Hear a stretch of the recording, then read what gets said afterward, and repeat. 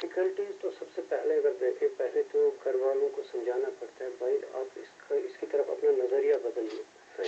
یہ اس کو آپ کمرے میں بہت پہلے کی بات ہے، کئی ریموٹ ایریاز میں ہم جاتے تھے تو میں نے کچھ بچے دیکھے ایک ہی گھر میں، 4 بھائی بہن تھے جن کو ایک اندھیرے کمرے میں نظر بند کیا گیا تھا. چاروں جسمانی طور ناقص تھے اور بدقسمتی سے ان کی آنکھوں کی روشنی بھی اب کم ہو گئی تھی.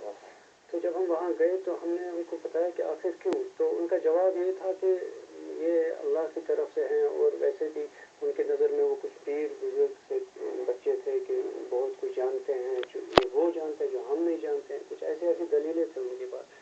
بہرحال ان کو موٹیویٹ کر کے دھیرے دھیرے ان کو بتایا ان کو باہر نکالو، کم سے کم ان کی آنکھوں کی بینائی نہ جائے اندھیرے میں رہ رہ کے. تو انہوں نے ان کو باہر نکالا، دھیرے دھیرے ان کو پھر باہر کی زندگی سے آگاہ کیا. اور وہ بھی تھوڑا بہت، میں کہہ رہا ہوں کہ ایسے بہت ساری چیزیں ہیں. سب سے پہلے تو گھر والوں کو تیار کرنا ہے. اس کے بعد اگر یہ سوسائٹی میں جاتے ہیں تو ان کے لیے سوسائٹی میں کیا ہے.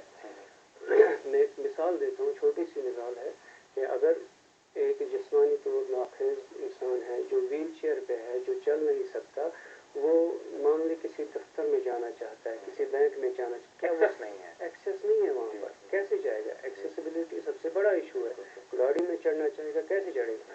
ان کے لیے کچھ اسپیسیفک انتظام کرنے ہیں، چاہے سرکار کرے یا غیر سرکاری ادارے. این جی او لیول سے ہم نے کئی باتیں سنی، میں نے بھی اس بارے میں کچھ لکھا تھا 5-6 سال پہلے. دیکھیں ہمارے یہاں جتنے بھی امپورٹنٹ آفیسز ہیں جیسے ٹریجری ہے یا بینک ہے یا ہاسپٹلس ہیں، تو ڈسیبلڈ لوگوں کے لیے اپروچ نہیں ہے. جیسے آپ سیڑھیاں رکھتے ہیں اندر جانے کے لیے، لیکن آپ انکلیو نہیں رکھتے ہیں، ریمپ نہیں رکھتے ہیں. تو یہ جو ہے اس بارے میں گورنمنٹ کو اویئر بھی کیا گیا. آپ کی طرف سے کوئی ریڈیکل میجر اٹھایا گیا گورنمنٹ کو اس بارے میں سینسٹائز کرنے کے؟ بالکل، بہت سارے آرگنائزیشنز ہیں جو اس پہ کام کرتے ہیں، اور